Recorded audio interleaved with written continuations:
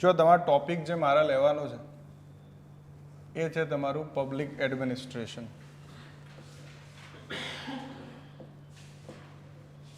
જેને આપણે લોક પ્રશાસન પણ કહીએ છીએ. બરાબર.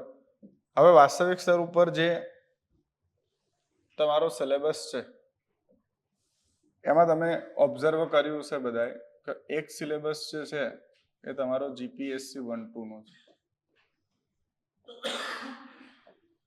બરાબર. અને એક જે તમારો સિલેબસ છે એ એસટીઆઈ નો છે, વર્ગ 3. હવે મને એમ કહો, આ બંનેના સિલેબસમાં જાહેર વહીવટમાં શું અંતર શું છે? ઓબ્ઝર્વ કર્યું છે તમે? બહુ મોટું અંતર છે.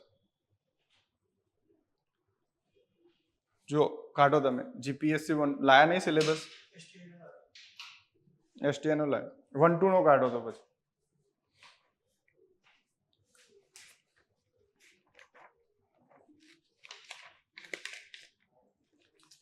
જો હું તમને કહું, ખાલી અહીંયા જુઓ, જે આપણો જીપીએસસી 1-2 નો સિલેબસ છે ને એનો જે માની લો કે ટોપિક નંબર પહેલો છે, સમજો ટોપિક નંબર શું છે તમારો? ફર્સ્ટ. આ ટોપિક નંબર પહેલો જે છે એમાં પહેલો પોઈન્ટ છે પબ્લિક એડમિનિસ્ટ્રેશન નો અર્થ. પછી છે પબ્લિક એડમિનિસ્ટ્રેશન નું સ્વરૂપ, પબ્લિક એડમિનિસ્ટ્રેશન નો કાર્યક્ષેત્ર. બરોબર. પછી મૌર્ય પ્રશાસન,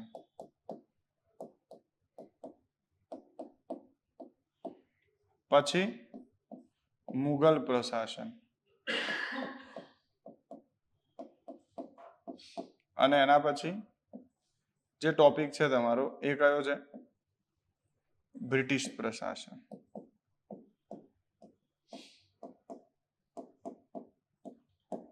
ખબર પડી? આ તમારો જીપીએસસી 1-2 નો પહેલો ટોપિક છે જો સિલેબસ મળ્યો હોય તો. પણ એસટીઆઈ ના અંદર આ ટોપિક નથી. એટલે હમણાં તે ના કહ્યું મને કે 1-2 એસટીઆઈ ની બેચ કમ્બાઈન પોસિબલ જ નહીં કર્યું. જો એવી કોઈ બેચ છે તો એ ડફોડ બનાવવાનું. એનું કારણ શું? આ ટોપિક ભણ્યા વગર તમે કદી પણ એ સમજી જ ના શકો કે આ સબ્જેક્ટ એક્ઝેક્ટલી માંગ શેની કરે છે. અને એવું તો મને ભણાવતા આવડે કે ભાઈ બીજો ટોપિક છે બરાબર, એના અંદર આટલું જ આવે અને આ મુદ્દા આવે, એ તો કોઈ પણ ચોપડીમાં લખેલું હોય. પણ તમારા જો ક્વેશ્ચન સમજવો હોય જીવનના અંદર તો તમને આ સબ્જેક્ટ શું કહેવા માંગે છે એ તમને ખબર હોવી જોઈએ. જ્યાં સુધી આ નહીં ખબર ત્યાં સુધી તમે ક્વેશ્ચન કદી નહીં સમજી શકો. જે રીતે જીપીએસસી 2014 નું પેપર, 24 નું પેપર છે એ જો નીકાળી જુઓ, જીપીએસસી 1-2 નું સેકન્ડ પેપર નીકાળજો. બરાબર. એટલે સૌથી પહેલા આપણે જોઈ લેજો સિલેબસ ઉપર વાત કરી લઈએ તમારી. હવે આ તમારો ટોપિક નંબર 1 જે છે અહીંયા જો, આ ટોપિક નંબર 1 જે છે એ એસટીઆઈ માં બિલકુલ નથી. દેખાય છે ને? તો હવે મને એમ કહો તમે લોકો, એનો મિનિંગ એવો થોડી કે એ લોકો પૂછશે નહીં. એ કદી મિનિંગ ના નીકાળી શકે. ભાઈ સબ્જેક્ટનો અર્થ તો એ લોકો ગમે ત્યારે પૂછી શકે. એના માટે ટોપિક મેન્શન કરવાની જરૂર છે નહીં. અને કદી જીપીએસસી જેવો સિલેબસ છે એવું જ પૂછે છે એવું કેટલું જરૂરી છે? ખબર પડે? એટલે આપણે શું કરીશું અહીંયા, ભલે આ ટોપિક મેન્શન નથી પણ તેમ છતાં આપણા ટોપિકના એવા ક્વેશ્ચનો બેઝિક લેવલના ચલાવી દઈશું કે જેથી તમને ટોપિકની બધી જ જાણકારી શું થઈ જાય? પ્રાપ્ત થઈ જાય. અને જે જૂના પીવાયક્યુઝ પૂછાયા છે એ પણ તમને સાથે સાથે લખાય. એટલે ભલે જીપીએસસીમાં નથી, એસટીઆઈમાં નથી, પણ આપણે એને શું કરીશું? ચલાવીશું. અને એના આન્સર પણ અહીંયા શું કરીશું? તમને હું જ લખાઈશ. તો આ કમ્પેરિઝન કરાવું છું જેથી તમને ખબર પડે કે જે તમે ના કીધું 1 2 અને STA ની બેચ કમ્બાઈન એ પોસિબલ નહીં. એટલું યાદ રાખવાનું, હરેક ટોપિક ઉપર બીજો ટોપિક નિર્ભર કરતો હોય. અને જો તમને આ ટોપિક પહેલો નથી આવડતો તો કદી તમને એ આન્સર તો લખતા ના જ આવડે કે મુલકી સેવાના અંદર લોક પ્રશાસનની ભૂમિકા શું. તમને પહેલા તો એ જ નહીં ખબર કે લોક પ્રશાસન શું, તો એના સિવાય તમે આને જજ કેવી રીતે કરશો. હવે બીજો મુદ્દો જુઓ. હવે તમે ટોપિક નંબર 2 જુઓ મિત્ર. શું છે જીપીએસસી નો ટોપિક નંબર 2 જુઓ.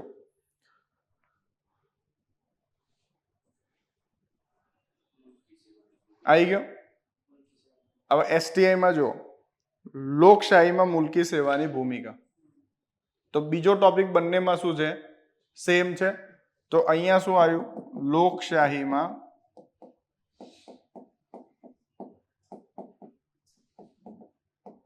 મુલકી સેવાની ભૂમિકા.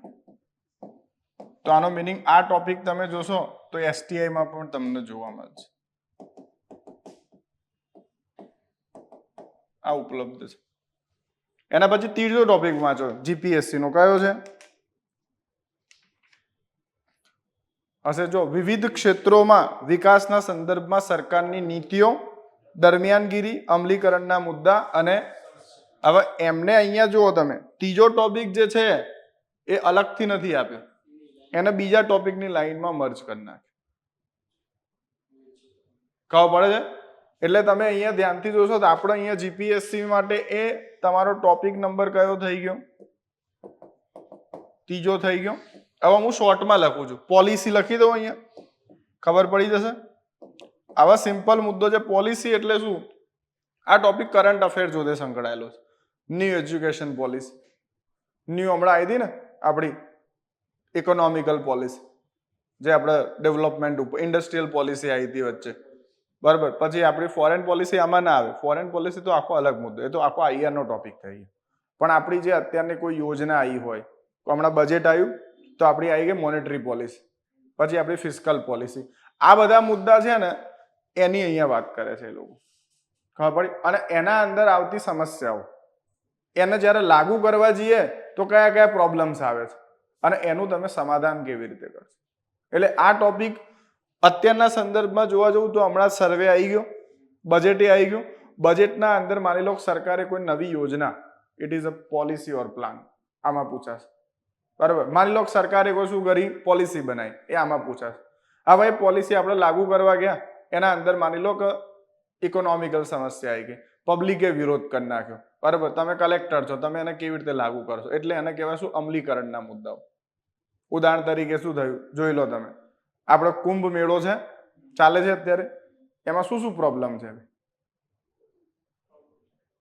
આ બધું પૂછશે તમે. તો સરકારે ઓવેસ છે ને કુંભ મેળાનું આયોજન કરવું છે, તો એનું પોલિસી તો બનાવી જશે. Policy in the sense planning તો કર્યું જશે. હવે પ્લાનિંગમાં ક્યાં પ્રોબ્લેમ આવી? આ જો જીપીએસસી હોત ને તો ઇન્ટરવ્યુમાં પૂછો, બરાબર. એટલે જેટલું તમે વિચારતા થશો એટલા આન્સર આના સારા બનશે. પણ અહીંયા એ ટોપિક નંબર જો મારે અહીંયા લખી ના શકું, પણ અહીંયા મારે આપણી રીતે સિલેબસને આઈડેન્ટિફાઈ કરી રહ્યા છીએ તો આપણે એવું કહી શકીએ કે આ ત્રીજો ટોપિક પણ શું છે, STI માં છે, કહી શકાય ને. હવે ચોથો ટોપિક કયો છે જો જીપીએસસી માં છે, વૈધાનિક, નિયમનકારી અને વિવિધ અર્ધન્યાયિક સંસ્થાઓ. તો જો અહીંયા એ તમારો બીજો ટોપિક છે આ STI માં. જો કયું એ તમારો નથી, એટલે સમજો. હા, STI માં નથી, એટલે હું લખી દઉં. તમારો ચોથો ટોપિક જીપીએસસી માં કયો છે, એટલે સિમ્પલ લખી દઉં હું તમારો ચોથો ટોપિક મિત્ર, NGO. ખબર પડી? જો ચોથો ટોપિક કયો છે તમારો, NGO છે, બરાબર. અને NGO ની વિકાસ પ્રક્રિયાના અંદર ભૂમિકા. થઈ ગયું. હવે એ ટોપિક જો ચોથો અહીંયા નથી,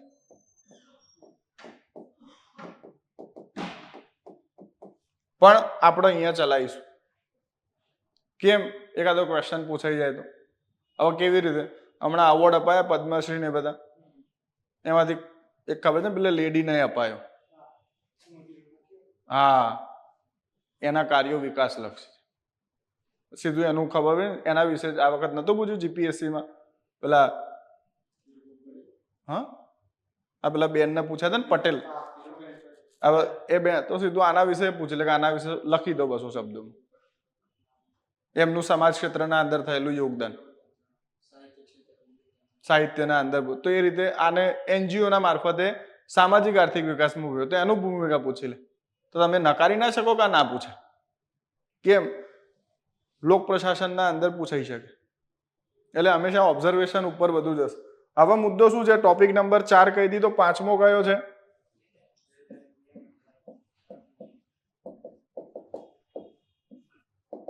તો અહીંયા કહી શકું વૈધાનિક સંસ્થાઓ,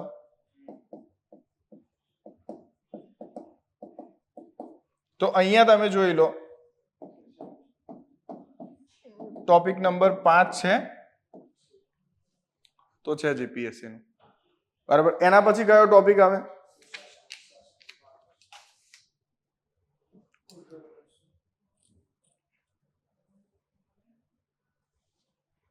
સમજો ખાલી, સોરી, જો હવે કયો ટોપિક આવ્યો ભાઈ તમારો?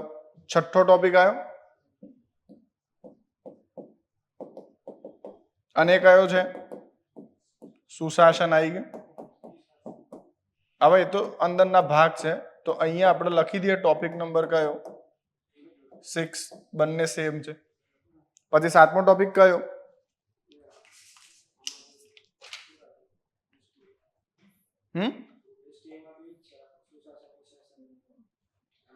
હવે સમજો તમારા શું છે એસટીઆઈ ના અંદર, હવે એના પછી તમારે ઇથિક્સ હશે, જો બરોબર.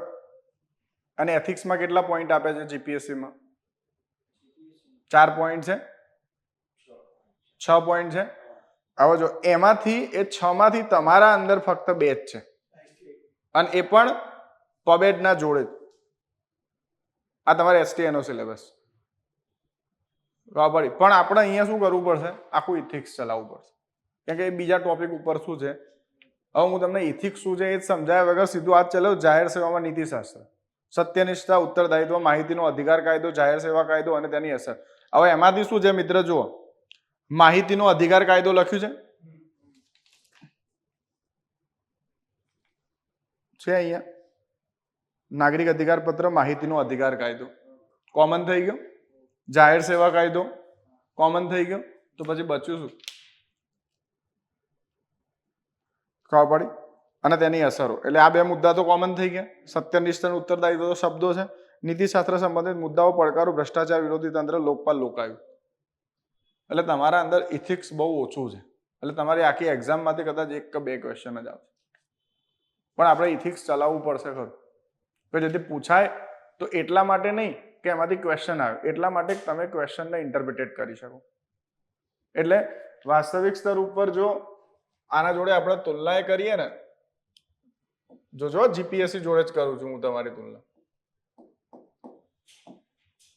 1-2 ના અંદર જે ઇથિક્સ છે એમાં પહેલો મુદ્દો કયો છે બોલજે? 1-2 નો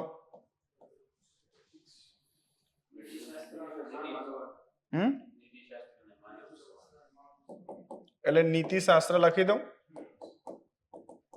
સમજો આ જીપીએસસી માં છે, એસટીઆઈ ના અંદર છે નથી. ચલો બીજો મુદ્દો કયો છે? વલણ લખી દઉં, જો આ એ નથી. ત્રીજો મુદ્દો કયો છે? હા, ભાવના, ઇમોશનલ ઇન્ટેલિજન્સ, ખબર પડશે ને? આ એ તમારા અંદર. અને છેલ્લો માનવ મૂલ્યો. હવે જે માનવ મૂલ્ય એમાંથી લોકપાલ, લોકાયુક્ત શેમાં લખ્યું છે?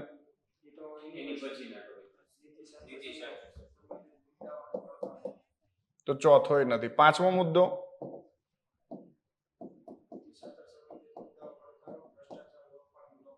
નીતિશાસ્ત્ર, આ જે મુદ્દો છે ને મિત્ર, આ એક જ તમારે STI માં છે.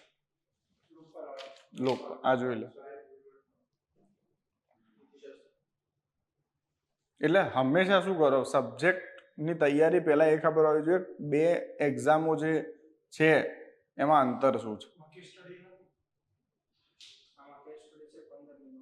આમાં નથી જો ખબર પડી. હવે જાહેર સેવામાં નીતિશાસ્ત્ર, સત્યનિષ્ઠા, ઉત્તરદાયિત્વ, માહિતીનો અધિકાર કાયદો, જાહેર સેવા, આ તો કોઈ ટોપિક જ નહીં, કેમ કે એ તો પેલા ટોપિક જોડે શું થઈ જાય છે, મર્જ થઈ જશે. એટલે વાસ્તવિક સ્તર ઉપર તમારું ઇથિક્સમાં જે ટોપિક મૂક્યો છે એ કયો છે, ખાલી 5મો મુદ્દો છે, બીજો કોઈ મુદ્દો છે નહીં. આ તમારું બે ખબર પડી તુલના છે તમારા બે એક્ઝામની. એમાંથી આપણે એક એડ કરી લઈએ કે ભાઈ એક નવો ટોપિક મૂક્યો છે, એ લોકોએ કયો પેલું નહીં, ઇન્ફોર્મેશન એક્ટ અને પબ્લિક સર્વિસ એક્ટ વાળો. આ એક ઇથિક્સના અંદર આપણે બે લઈએ. જો કે અહીંયા ચાલશે ને અહીંયા ચાલશે, બે જગ્યાએ ચલાવશે, પણ એના અંદર ઇથિકલ આયામ ઉપર વાત કરીશું, આના અંદર પબેડના આયામ ઉપર વાત કરીશું. હવે આ તમારા ટોપિક છે, એટલે આ આખા ટોપિકમાંથી માની લો કે તમારા જોડે કેટલા કેટલા ટોપિક બચે. પહેલો ટોપિક તો છે નહીં, તો એક મુદ્દો, બે મુદ્દો, 3 અને કેટલા થયા તમારા પબેડના 4 ટોપિક થયા. અને પેલી બાજુથી ઇથિક્સના કેટલા થયા, 2 ટોપિક થયા. એટલે કુલ તમે જોશો તો GPSC ના સિલેબસ કરતા તમારો સિલેબસ શું છે, નાનો છે. સિલેબસ નાનો છે એનો મિનિંગ એ નહીં ને કે ક્વેશ્ચન લખતા આવડી ગયા. ક્વેશ્ચન લખતા કેવી રીતે થઈશું, એ તો બધું તમારા અન્ડરસ્ટેન્ડિંગ પાવર ઉપર છે. ખબર પડે છે? એટલે સૌથી પહેલા તો એટલે કોઈ કહીએ દે ને કે ભાઈ STI નાની તૈયારી જોડે કરી લઈએ, ખબર પડી, પછી બાકીનું આમ કરાવી લઈશું, કોઈ મતલબ નહીં એમ.